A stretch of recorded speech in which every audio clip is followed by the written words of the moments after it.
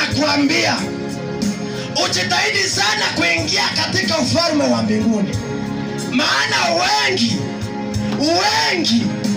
watatamani kuingia, si wachache. Wengi watatamani kuingia lakini wasiweze. Kwa nini?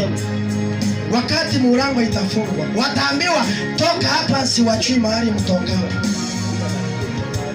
Toka, siwajui mtokapo.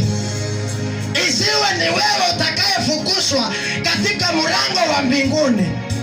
Isiwe ni wewe ambaye utakataliwa kwa sababu ya dhambi, kwa sababu ya dhambi za ulimwengu huu, ukaweze kuingia jehanamu, ukaenda kuchomeka maisha, unaungua. Isiwe ni wewe,